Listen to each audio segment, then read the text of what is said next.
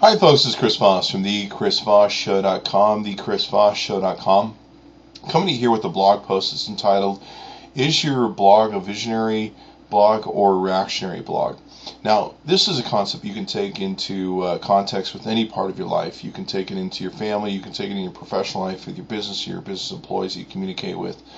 Are you a visionary or are you a reactionary? There's two types of people that seem to be in this world. There's the visionaries, the people that take people to new levels of thinking, take people onward, focus people on getting people down the road, and hopefully expanding or innovating or making things much better than they currently are. So basically it's an improvement from wherever we are at our current point or state of mind or time, place, frame, whatever you want to call it. There's also the reactionary people. They're the people who usually get caught up in the immediate present and almost immediately the past. And they sit and wallow around it and go, oh, this is so horrible, we're stuck here, and blah, blah, blah, blah, blah. Okay? And there's a real big difference. There's the managers, there's the visionaries. The visionaries take people to a new position. The managers usually have a little box that they operate in, make sure that the cheese maze is working, make sure that the hamster wheel is running and everyone's got the things going on. And so there's a real two different avenues of thoughts when you deal with people. You can communicate with them, whether it's on your blog, whether it's in your personal life or business. So when you have kids, when you have business, employees, whatever the case may be, ask yourself, am I a visionary or am I a reactionary? Am I just constantly running around solving problems, putting out fires at work or on my blog or when I communicate? Or am I taking people to the next level? I mean, there is a necessary part of putting out fires, but sometimes that's all people do. It's the minimum amount that they take and put forth. You know, or in putting out fires, am I taking people to the next level so they won't get fires anymore? Now, one of the things that brings this up is about a month and a half ago, 2 months ago or something, I wrote about the Foursquare issues and some of the location-based services. And I openly talked about how there were security issues there, you know, people robbing your home, et cetera, et cetera. Well, what's interesting is I didn't hear much about it.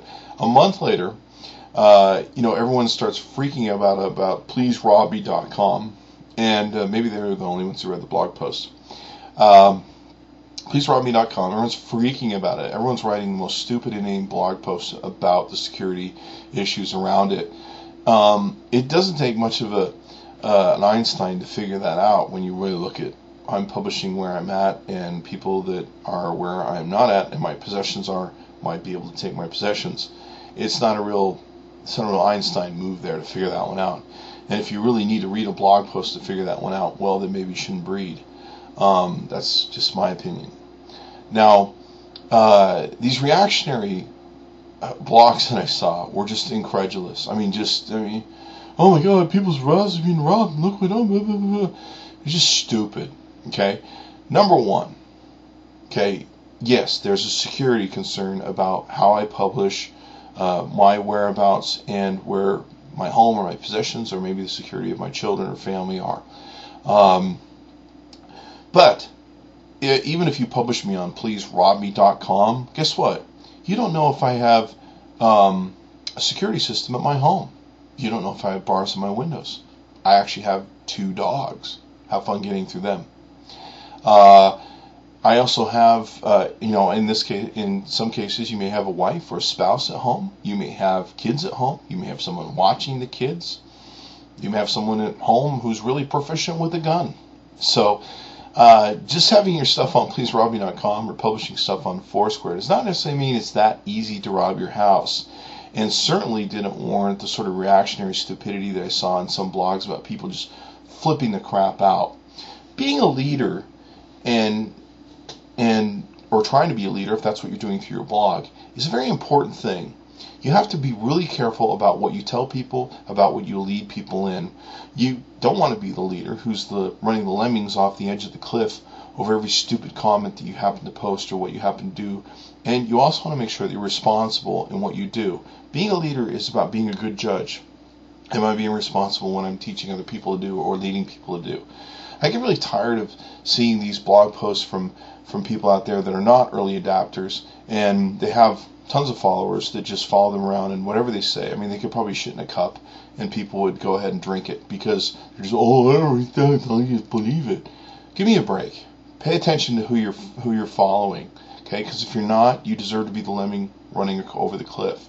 Some of these early adapter bloggers or non-early adapter bloggers, they go out and they tell people, oh, I don't like this service, I don't like that, I'm going to stop doing this, I'm not using this service because I don't understand it. Hey, you know what? One of my favorite things is, this is my favorite things, I don't automate. Well, usually they can't automate very well. And the reason they don't do some of the things that other people do, that they tell people that they shouldn't do, is because they can't do it very well themselves. They usually suck at it. So what they do is, so that everyone doesn't outsmart them, they tell everybody how horrible it is and how bad it is, and that they shouldn't do it either because they can't get their own head around it. Do you know what I mean? So, when, and then weeks later they come around and they go, oh, I like this program now. Okay? If you're a leader, be smart. Look at the influence you have on people. Where are you leading people to? Are you being a reactionary? Are you just posting stuff where all we're talking about is, oh my God, how horrible it is, the sky is falling, the sky is falling, the sky is falling? Give me a break, okay? Okay, I don't need to be caught up in the drama of something. If the sky is falling, tell me how to keep the sky from falling on me and where to go to keep from getting the sky falling on me, okay? I don't need to hear the sky is falling on me 50,000 times and how horrible it's going to be. Be a leader, okay, with your blog or your communication with your kids. Don't tell your kids they're pigs, because you know what? They'll go at you, and you know what? They'll act like pigs. Why? Because you told them they're pigs.